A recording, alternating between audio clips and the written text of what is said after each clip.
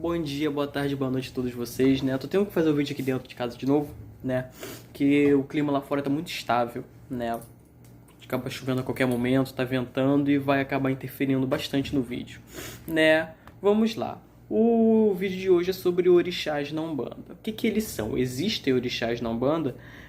Antes de qualquer coisa, né, eu quero deixar você ciente de que o link do meu Instagram tá aqui embaixo nos comentários, né? Sobre se você quiser um jogo de carta ou coisa desse nível, né? Tá aqui embaixo, né? Mas agora vamos lá. Existem orixás na Umbanda? Eu já logo adianto que não. Não existem orixás na Umbanda, né?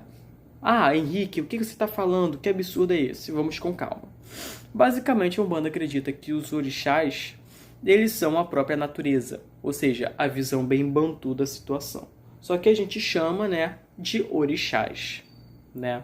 Considerando isso, você não incorpora Xangô, você não incorpora o próprio raio, você não incorpora Iemanjá, você não incorpora o próprio mar, você não incorpora Oxum, você não incorpora a própria cachoeira. E isso é tecnicamente impossível.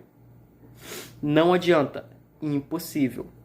Não há manifestação de orixá na sua frente do próprio orixá, porque não vai cair um raio na sua frente. Não vai. O mar não vai desembocar na tua casa para mostrar que aquela ali é Iemanjá. Isso nunca vai acontecer. Nunca. O que acontece? Basicamente, nós temos que entender a presença dos chamados falangeiros, que muita gente compreende de maneira equivocada. Vamos compreender uma coisa: a Umbanda, ela é uma religião própria, ela é uma doutrina própria com fundamentos próprios. Ela é uma nação própria. A Umbanda, ela é toda individualizada. Ela não se baseia em candomblé, não se baseia em nenhum outro culto. Por mais que eles tenham ajudado com os fundamentos dela, ela não se baseia neles, ela não se fixa a eles. Ela é autossuficiente. Ponto. Compreendendo isso, o que são os orixás da Umbanda? A Umbanda congrega seus próprios orixás. Não temos orixás africanos, não temos manifestações distintas. Vamos botar, deuses dela. Muito agregados, né, à raiz do povo Nagô, como muitos agregados à raiz do povo nativo, né? Tanto que muitos lugares ainda chamam Oxalá de Tupã, que seria né, o equivalente a Jesus, né? Ou até mesmo Deus, né, da mitologia brasileira, né? Compreendendo isso, já que não existem orixás na Umbanda de uma maneira hierárquica e divina no quesito antropomórfica, ou seja, não são deuses e deuses, são habitats, são regiões, né? Como é que se baseiam, né, a presença dos inquices e dos voduns na Umbanda? Não se baseiam, porque a presença deles advém muito de quem está comandando aquela doutrina, aquela vertente ou mesmo aquela casa. Até porque a gente tem que compreender em si, né, que os orixás da Umbanda é um culto baseado muito nos inquices, né? Já que existe a compreensão de que Iemanjá, dentro da Umbanda, é o próprio mar. De que, não sei, mas Nanã na Umbanda é o próprio barro. Oxumaré é o próprio arco-íris. Não é um deus meio cobra. Pode ter o simbolismo da cobra, mas ele não é um homem que carrega uma cobra na mão ou duas cobras na mão. Não é um homem que está no céu e está na terra. A Umbanda não acredita, não vê dessa maneira. Ou seja, é uma união que tem ali. É como se fosse a própria Quimbanda, a partir do momento que a Quimbanda houve uma contaminação positiva, houve um trabalho positivo vindo dos negros iorubás para dentro de um culto ligado ao povo bantu. Compreendendo isso, aconteceu a mesma coisa com a Umbanda. Houve uma contaminação positiva do povo iorubá dentro dela, né? Onde a Quimbanda é muito baseada nas regras, né, nos fundamentos bantus. Compreendendo isso, os orixás que a Umbanda congrega dentro de sua própria teologia.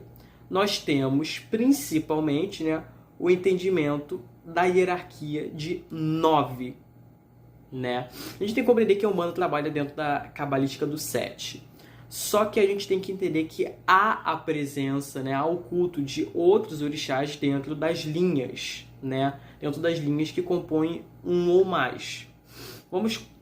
Aliás, tendo essa compreensão, nós temos a primeira linha, que é a linha de Oxalá, né? Nós temos a presença de Oxalá como 3, Pai, Filho e Espírito Santo, mas ao mesmo tempo o sincretismo dessa Santíssima Trindade ligado a Olodumare, ou Olorum, né? Muita gente chama de Zambi, né? Temos Oxalufã e Oxaguian. Muita gente congrega Oxaguian, né, que seria o Espírito Santo, e tira Oxaguian e bota Orumi lá. É bem complicado, né, a gente ver pessoas que botam o Espírito Santo como Orumi lá. Mas existem. Dentro da minha doutrina de estudos, né, o Espírito Santo se baseia diretamente em Oxaguian. Compreendendo isso, né, nós temos a união entre Oxalufã e Oxaguian dentro dessa mesma linha. Por isso eu disse bem, né, nos vídeos do início da Umbanda, de onde é que ela veio, né, que basicamente, né, ela sintetiza um pouco os orixás. Sendo assim, o culto ao Oxalá se baseia em Oxalufã e Oxaguian, né, muito também ao Olorum, né. As pessoas também, como falei, puxam Orumi lá, né. Compreendendo isso, né, a propriedade que Oxaguian carrega e Oxalufã carregam dentro da Umbanda estão na imagem de Oxalá, onde é sincretizado abertamente com Jesus, né? Na segunda linha, né, ou segunda vertente, região, né, muita gente fala dessas maneiras, eu chamo de segunda linha, né, a gente congrega Iemanjá, né, onde muito dessa linha está trazendo outras Iabás, onde com o tempo passaram a ficar separadas em linhas específicas, né? Mas no começo, lá atrás, a linha de Iemanjá estaria trazendo a linha de Oxum e de Nanã, né? Mas vamos deixar bem dividido da maneira que hoje em dia é feito. Nós temos a linha de Iemanjá, né? Onde basicamente congrega, né, o entendimento de que é o culto a pessoas que viveram o mar, né? Enquanto o Oxalá se baseia num culto ligado a pessoas ligadas à fé, né? Muito disso, né, vindo dos antigos semirombas e sacangás, né, que hoje em dia, pela falta de culto, pelo esquecimento das pessoas, até mesmo falta de entendimento para como cultuar, acabaram migrando para a linha do Oriente. Então acabou caindo em conceito de que Oxalá não tem falangeiros, né? Coisa que é uma situação, infelizmente, boba, né? Porque isso não existe, né? Existe sim falangeiro de Oxalá, porque Oxalá, ele basicamente, ele é o senhor do equilíbrio, ele é o senhor do sustento, tá entendendo? Né? Ele é o principal pilar da Umbanda, então não é lógico que ele não tenha falangeiros, sendo Oxalá o principal, né, o principal pilar da Umbanda, né? Nós temos a presença, né, da imagem de Oxalá, agora temos a imagem de Iemanjá, né, trazendo assim também o conceito da mãe de todos, né, o próprio mar, e ao mesmo tempo, né, tendo o entendimento, né, de que Iemanjá em si dentro da Umbanda é a própria maternidade, a própria família, né, ou seja, é um entendimento de que dentro de um terreiro todos são irmãos, né, utilizando também, né, porque muita gente ajunta, vamos botar dessa maneira, Oxalá e Iemanjá, transformando o grande pai e a grande mãe da Umbanda, né? Vindo assim a terceira linha, a linha de Oxum, a linha do afeto, a linha do sentimento, do carinho, aquele sentimento que você tem de um filho, aliás, por um filho, tipo assim, aquele cuidado que você tem para cuidar dele, para ensinar a ele, né, o caminho correto, né? Basicamente, essa é a presença de Oxum, né? O entendimento que Oxum é o próprio afeto, né? Como também a própria cachoeira também, né, no quesito de região, né. Nós temos a quarta linha, que é a linha de Xangô, né, Xangô sendo a justiça, né, ele sendo o que a gente chama de karma, é ele que está trazendo o que é certo e o que é justo para nós, né. Basicamente ele é o grande juiz que bate o martelo e diz o que está certo, né? Ele é o senhor do certo, né? Não admite erros, né? Nós temos também a quinta linha, que é a linha de Ogum, o senhor da lei, né? É ele que executa, ele pega o correto. Muita gente diz que Ogum tem demanda com Xangô, Ogum tem problemas com Xangô, Ogum tem quizila com Xangô e vice-versa. Na Umbanda isso não existe. Enquanto Xangô é a justiça, Ogum ele é o executor da lei. Sendo assim, o que a justiça profere, né, a lei executa. Sendo assim, Xangô dá a ordem, Ogum põe em execução, né? Ou seja, Ogum é a ordem, né? Nós temos agora a sexta linha, que é a linha de Oxóssi. A linha que a gente entende como a linha da fartura e do conhecimento. O conhecimento que a gente tem de correr atrás das nossas coisas. O conhecimento que a gente vai, né, até o ápice, né, e utiliza, né, aproveita daquelas coisas através da nossa própria sabedoria. Por exemplo, eu sei subir naquela árvore e pegar uma manga. Pela minha sabedoria, nesse âmbito, eu vou pegar aquela manga sem me machucar, sem me debilitar. O conceito da sabedoria dada por Oxóssi é essa: você ser autossuficiente para você ir executar as suas coisas, suas necessidades, né? Você sabendo executá-las, né? E nós temos a última linha, que é a linha das almas, né? Muita gente também chama de linha africana, onde está sendo, né, cultuado ali o Mulu. O Mulu sendo, né, o senhor do descanse, né? Quando a gente falece, é ele que está ali esperando a gente chegar ali para tomar conta de nosso espírito, nosso corpo, né? E ao mesmo tempo, né, ajudar-nos, né, a nos lapidarmos até chegar o momento do reencarne, né? Compreendendo isso, essas são o conceito das 7 linhas, onde eu disse em exatos, né, 9 orixás a partir do momento que eles se tornaram símbolos, né? Compreendendo isso, 9 não, me referi a 7, né? Então, referente a isso, cadê os outros 2? Se tem 7, cadê os outros 2 para completar os 9? Nós temos Yansan e Nanã.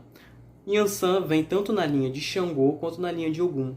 Yansan está representando o movimento, a constante mudança, né? Ou seja, você está errado, vai ser batido o martelo da justiça, né? E há a necessidade da mudança. Ou seja, Ogum vai executar a lei. Se você está errado, você vai pagar pelo que você fez, e Yansan vai executar a mudança. Você entender que você está errado e você mudar a sua postura, isso, entre diversas coisas. Nós temos a presença de Yansan, né? Agora, Nanã. Nanã está dentro da linha de Omulu, que está representando, né, literalmente o próprio desencarne. A gente tem entendimento que isso seria trabalho de Iku, né? Iku seria o orixá da morte.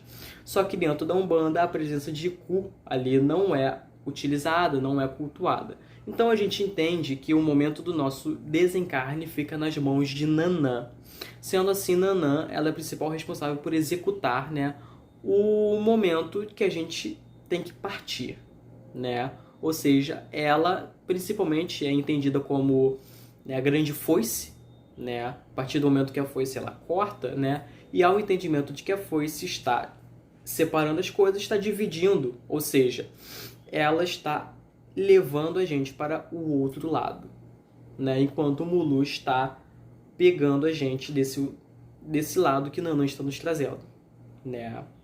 Tendo esse entendimento de que os orixás na Umbanda são a própria natureza e são símbolos da moralidade, né? A postura deles seria a postura que teríamos que ter, né?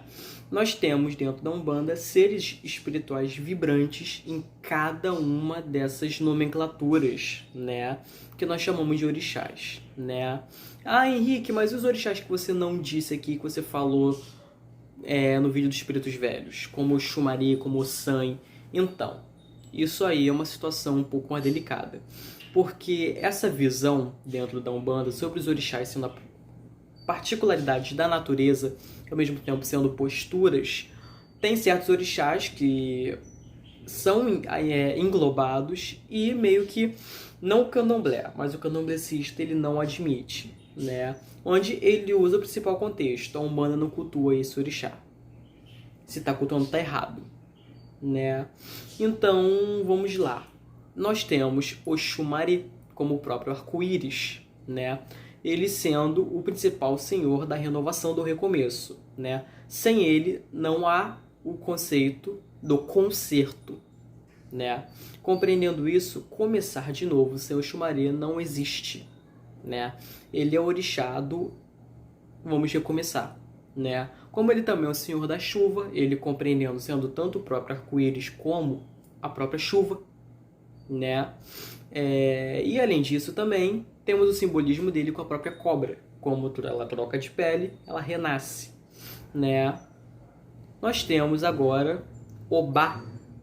Obá sendo a principal orixá do sagrado feminino, né? Ou seja, Obá ela é orixá que não abaixa a cabeça para nenhum homem, não abaixa a cabeça para nenhum homem, né? Compreendendo isso, ela é a mulher totalmente autossuficiente, ela não depende de ninguém, ela é própria, né? Ela não pega a cabeça de homens, né? No Batuque, que é uma religião afro-brasileira ligada ao Rio Grande do Sul, ainda temos filhos de Obá, mas isso aí é um negócio meio complexo, né? Muita gente discorda, né? Mas eu não sou ninguém para dizer que tá certo ou que tá errado, mas dentro dos meus conhecimentos, Obá não vira em cabeça de homem, né? Pelo fato dela ser a principal Iabá do poder feminino e do sagrado feminino. Compreendendo isso, ela só está presente em pessoas, né, em mulheres, né, como um todo, né? Sendo assim, ela é, além da orixá do sagrado feminino, ela é a orixá da postura feminina, ou seja, da mulher não abaixar a cabeça para os homens, né? Da mulher saber o seu valor e simplesmente estar ali presente naquele momento, ou naquela discussão, naquele debate, né, ou naquele trabalho, provando que ela é boa o suficiente, mesmo não sendo um homem, que ela se orgulha por ser uma mulher. Compreendendo isso, Obá está trazendo o conceito do general, da postura e do quesito rigoroso da situação. Eu sou mulher e eu vou ser tratada como tal e vou ser respeitado como tal. E essa é a presença de Obá, né? Nós temos, né, Oxumaré e Obá, Oxumaré junto ao Oxum, né? E Obá junto a Xangô. Muita gente não concorda, porque Obá, de certa forma, foi, né? De certa forma, não. Mas Obá, ela foi, né? Escorraçada do palácio de Xangô, né? Por conta de um Itã que fala que ela deu sua orelha para ele e ele abominou, né? Sendo assim, ela ficou morando nas matas, onde aprendeu a caçar. E por isso não entendemos da autossuficiência. Ela sendo orixá da autossuficiência, né? Sendo orixá, né? Como eu falei, eu sou mulher, vou importar como tal e mereço respeito por conta disso, né? Muita gente não, tem uma vertente específica que é da Umbanda Sagrada que põe Obá junto ao Oxóssi no trono do conhecimento. Cada vertente com sua, né, com seu entendimento. Nós temos também Ossan. Ossan sendo um orixá masculino, muita gente entende Ossan como feminino, mas dentro do que eu entendo, Ossan é masculino. Ele é um orixá borô, né? Que ele, basicamente, sendo as próprias, né? As próprias ervas. Obá seria as próprias pororocas, né? Que é a união do rio com o mar. Ossan são as próprias ervas, né? Ele é o orixá da cura, né? Ele sendo o senhor dos remédios, das poções. Ele é o senhor, né? Do oculto das florestas, né? Enquanto Oxóssi seria das florestas, Ossan é o que está oculto, o que nós não conseguimos ver, né? Como também da arte medicinal, né? Muita gente entende que o Baluaê é o orixá da cura, né? Mas a cura precisa ser executada por né? Um intermédio que a gente chama hoje em dia de remédio. E o senhor do remédio é Ossan, senhor das ervas e das poções, né? Compreendendo isso, né? Ele é um dos orixás que o culto dele é presente dentro da linha de Oxóssi, né? Muitas umbandas ainda trazem Ossan como um orixá, né, presente dentro da umbanda, já que a umbanda trabalha bastante com ervas, como é o conceito do amaci, né, que é o banho das ervas, né?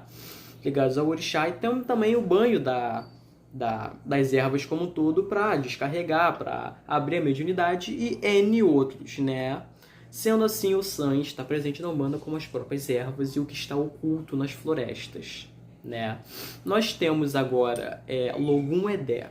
Logum Edé é outro orixá que, dessa lista, acho a minha opinião, é o orixá que menos é cultuado na Umbanda.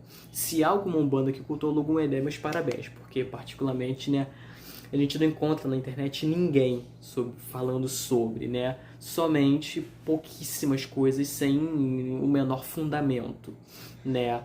Mas não quer dizer que não exista ou que não esteja presente.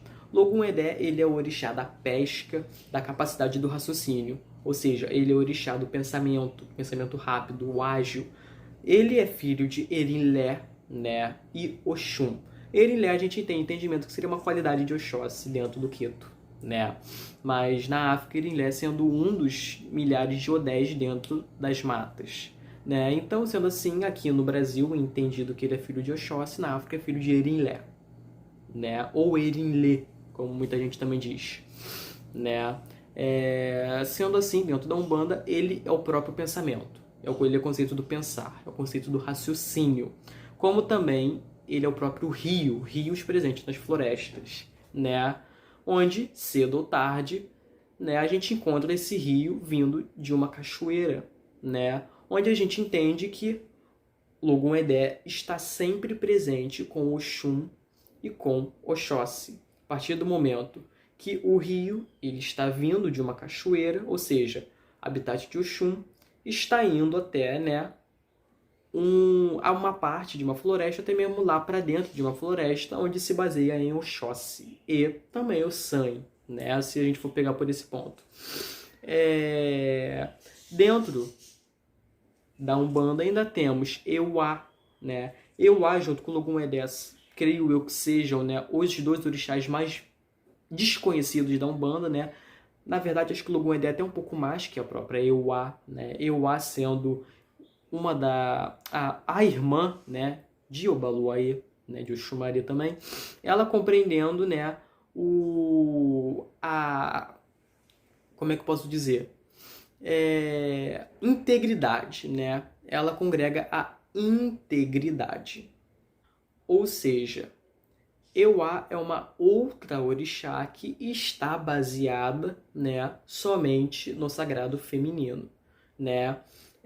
No conceito de orixás que não rodam na cabeça de homem, nós temos o entendimento, até onde eu pude ter contato, nós temos Nanã, Obá e Euá como as três orixás que não rodam em cabeças de homem, pelo fato das três congregarem, né, única e exclusivamente o sagrado feminino, né?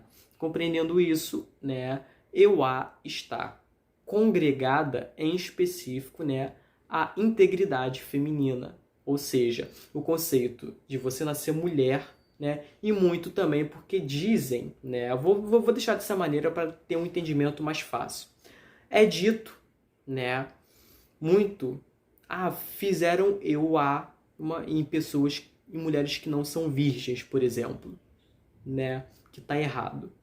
Então a gente tem esse entendimento de que Euá é a orixá, né, da integridade, é a orixá do puro, né, de algo que é puro, algo que é límpido, né, como também é dada como a orixá da visão, né, orixá da visão, da oraculação, né, é muito ela, vamos botar assim, se entende com Orumilá, né? Não formando um casal como um todo, né? Mas ambos tendo, né, um tipo de parceria ali entre os dois. Parceria que eu me refiro uma camaradagem, né? Uma amizade bem grande, Euá e Orumilá, né? Como também Euá está bem presente junto a Oxumaré, né? Muita gente entende que Oxumaré é 6 meses homem e 6 meses mulher. Não, isso aí não se congrega como correto. Oxumaré, ele é um orixá borô. O que muitas pessoas confundem é Euá e Oxumaré, né? Muito porque o Oxumaré, ele é um orixá que vem, né, do povo do atual Benin, né, antigo Daomé, né, onde lá nós temos a chamada família da serpente, né, onde a gente congrega vários tipos de divindades que se interligam a essa hierarquia, né, onde a gente compreende, né, basicamente como é que eu posso dizer? Divindades desse meio, né? Nós temos o chamado Besen, que a gente conhece como Xumari. Nós temos Dan, Dambala, Frequen, que é feminino, né? E N outros, né? E temos dentro do povo Bantu, né, Angoro e Angoromeia, né? Eles se autodividindo, sendo um masculino e um feminino. E dentro, né, do Queto, a gente compreende, né, o Xumari e Euá. Muita gente compreende que o Xumari é 6 meses homem, 6 meses mulher por conta dessas, né, dessas uniões que fizeram, né? Muito esquecendo de Euá e considerando somente uma, vamos botar assim, uma renovação de Oxumari se tornando uma mulher, né? Coisa que é um pouco inconsistente, né? Perante, né, a própria presença de Euá, né, e o próprio trabalho de Oxumaré, né?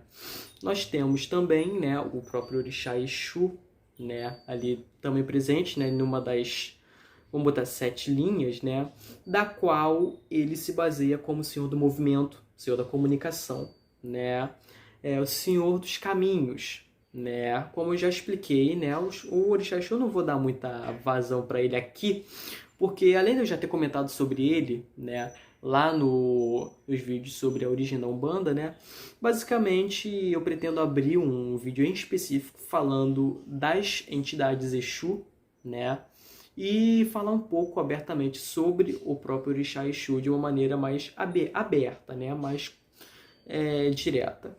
Então, todos esses orixás, né, que eu comentei aqui, onde eles estão presentes, já que a Umbanda congrega 7 linhas.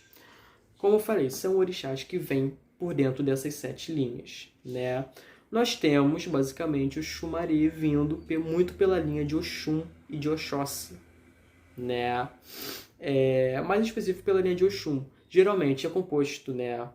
As pessoas compõem casais dentro dessas linhas, onde o casal, né, quem faz par com o Oxum, né, na linha do afeto, né, congregando o controle e o auxílio disso, é o Xumari, né? Entendendo isso, nós temos, né, por exemplo, o San e Logum Edé vindo pela linha de Oxóssi, né? Nós temos Euá vindo pela linha de Nanã, né? O Baluaê, né? O Baluaê sendo, né, o orixá, né, da terra, né? Ele sendo a própria terra, ele compondo a própria terra, né? E sendo aquele cara que está exalando a cura, né? Enquanto o San está trazendo o remédio, é o Baluaê que está entregando essa cura. Ele que está curando, ele que está compartilhando essa cura, né? Sendo assim, aí nós temos outros orixás que a Umbanda não trata de uma maneira direta, como o de Iroko, né? Iroko sendo, né, a própria gameleira, né? Sendo orixá do tempo, né? E até então, né, temos o Xaguian, que o Xaguian, como eu falei, ele está presente junto na linha de Oxalá, né? O Xaguian é um negócio interessante porque ele está representando a própria cultura, a própria evolução, né?